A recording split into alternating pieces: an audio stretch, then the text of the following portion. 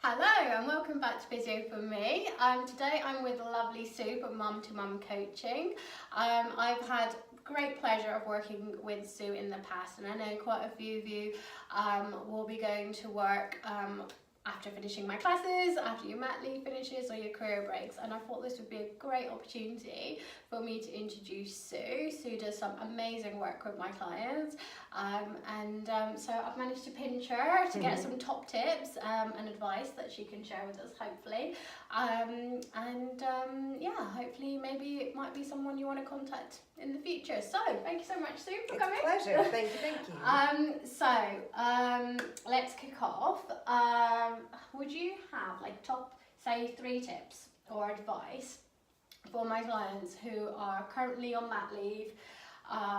Maybe they got 6 months left, but they're feeling quite anxious about returning to work, obviously having time off, getting used to motherhood, and now they're thinking, oh, I need to go back to my old job. Any kind of thing that can help with that? I think a lot of mums that are in their work, they'll often plan to have sort of 6 months off on maternity leave, and as soon as you have your child, or when you have a second child or third child, it can be really overwhelming, the idea of returning to work or juggling the family and everything. So I think I think it's good to recognize that this is a huge transition. It's like having a child is a huge transition, but then going back into work is another huge transition, and that's okay. A lot of people feel anxious about this, and just for you to know that you're not alone in feeling that way.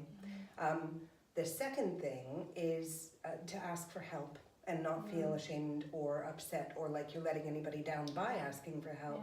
Because if you think about the services that you go to Medea for, that's asking for help. She's supporting you in help. Physical well-being. Yeah, exactly. And so for help in returning to your, to find your confidence, your professional confidence, is okay to ask for help. So that's another one.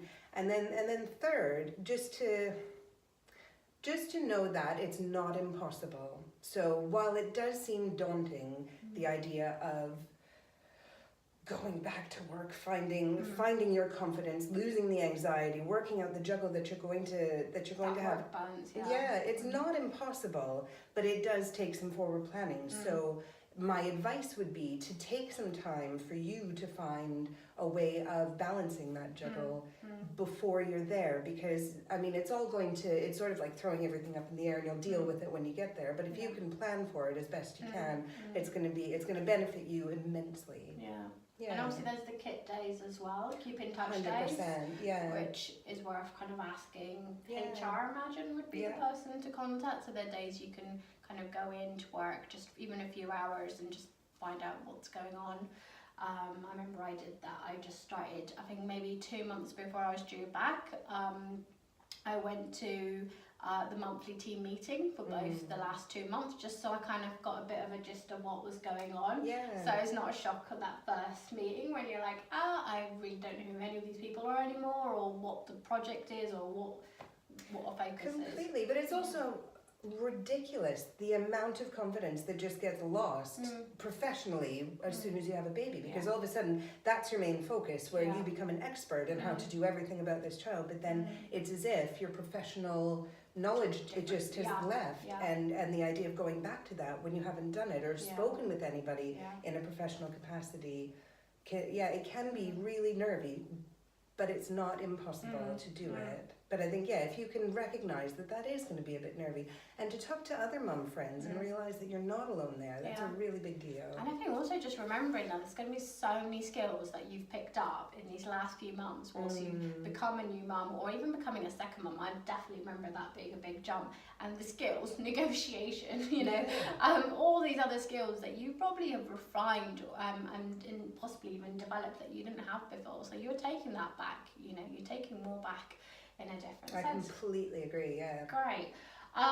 Okay, so what if you don't want to go back to your job? So I know we had a previous video when we spoke to Penny about starting your own business and things, but I realise that's not for everyone. But so say if you want to go back to an employed job, but not necessarily the one you've done before, where can you start? So that's, I mean, the idea with that is to work on your CV. And I don't know about you, I don't know about you. When was the last time you did your CV? That much layer of dust on it, probably. Yeah. And the idea, especially if you've been on maternity leave for a matter of months or a career break for a matter of years, the idea of having to sort out a CV is, oh gosh, it's the worst. Like, nobody wants to do that. I don't want to, nobody wants to have to. However, if you're wanting to return to work, but to something that's going to perhaps be more family friendly or flex hours, part-time, whatnot, it is really, really good to get some support with your CV. And that's one of those services that I offer, is that we work together and we develop, sort of look at your past achievements, look at what you're currently doing, and if that is you being a mum at home, there's a lot involved with that that we can break down, and like you were saying, adding the skills to your CV so that you can have that professional confidence to give it to a job and say, I actually am able to do this. Okay, so focusing on a CV. I think having that CV, having the looking back at your previous achievements and in each job that you've had and remembering what your professional worth is, I think is really, really good. And then when you look at jobs that you're interested in, being able to match up your skills with what they're looking for. The job description. It's personal spec and... Because it is often that people will look at a job and see the title of it or see a couple of the things that are on there and they're just going like, no, it's not for me. I can't do it. It's easier not to do it. But if you craft your CV towards that job, it's going to be great. Amazing. So say you've cracked the CV. Yes. You've got it in, and you've been called for an interview, and let alone not read a CV. I can't even remember the last time I had an interview. So preparing for an interview. Oh my gosh, well that's it. Like a teenager again. It's like it though, isn't it? And it's the same thing. It's like work on your CV, go on an interview. It's the worst. Nobody wants to go and do Sell that. themselves. We're not very good at like... Selling yourself on paper on your CV can be hard enough, but nobody's looking at you and expecting a response in that way, are they? So when you have to go and sell yourself in an interview, I love working with people because from the progression of our starting point to the ending point when they're going on interviews is amazing, just how much we can talk through things. The more that you actually say out loud answers to questions that you know the answer to, I think is really, really remarkable. So my top tip there, I would say, is any question that's going to be asked of you in an interview, you already know the answer to. It's just a matter of you going in prepared for it and knowing that you've got it. So it's not just, I don't know what kind of interviews you would have done in your time, but I've gone on interviews where I'm like, I know the job. I haven't researched it all, but I know it, and I just go and I do it, and I've just flopped because I haven't done the research on the company, I haven't done the research on what they're going to be asking me, all of that. And it's so important, especially because unfortunately for us as women and as mums who are perhaps looking for flex and part-time jobs, that we've already got stuff working against us. So if we can go in nailing those interviews, then putting the time into yourself and the job that you want, then it really, really should work your way. So I think that it's not necessarily me time like I talk about in a more of a personal sense, but in terms of a preparing, organising kind of way of just being confident with what you're saying, believing it yourself almost as well. I always find people like, I'm not quite sure, I don't think I can do that job anymore, I don't feel I have the confidence and things. Actually, you've got to believe it in yourself in order to be able to kind of almost kind of throw that out at them, really, isn't it? Project that over to everyone you're talking to, because if you don't sound convincing yourself, then like you're going to find it hard convincing someone else. So I think taking that time out to kind of actually prepare, and I think again asking people for help to kind of babysit for a couple of hours, practice, like for me from a health point of view, but maybe looking up recent research papers. Like I'm sure there's different industries will have maybe more stuff recently that's developed since you've maybe last looked at it. So getting up to scratch to say how you've kept a lot of people go back through their job reviews that they've had from whether that's years ago or whether that's up to date. because that also shows them what they know and what they're capable of and what other people think of them too. Because I think that's something else, is to ask other people what their opinion is, because they're going to give you what they see versus what you see. And at times when your confidence might not be where you want it to be yet, hearing from other people what you can do really can help your confidence and give you that boost. Definitely. Brilliant, that's amazing. Thank you so much, Sue. It's a pleasure. Would you just want to let everyone know like about your actual business and what you offer?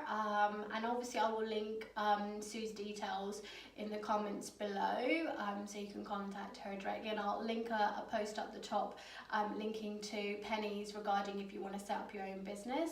But yeah, let us know everything you do. So my company is called Mum2Mum Coaching. At the moment, my niche is dealing with women and mums, but it's not exclusive to that. I'm working with dads as well, and I am apologising to them profusely. Parents, for there we go. Parents, just people who are looking to return to work after career breaks or after maternity leave, who are looking for support after being made redundant, for people who are looking for complete career redirection, and I work with a lot of people as far as building CVs, if it's been years since you've touched one. I do and interview preparation as well. So for these kinds of things, I do one-to-one sessions, and I go from sort of 1 to 3 to 6 to however many you need. And there's no set way that I make them happen. It's all tailored around you and your needs, because that everybody's needs that come to me are different, and we talk through what you need and set your goals, and we get you there. That's what I do.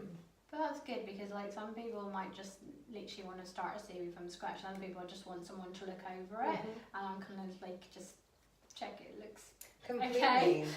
Well, So for people that aren't interested in the one-to-one aspect, I've also got a CV builder. So we have a phone conversation. I email you a template where you fill it all in, send it back to me, and then I proofread it. Amazing.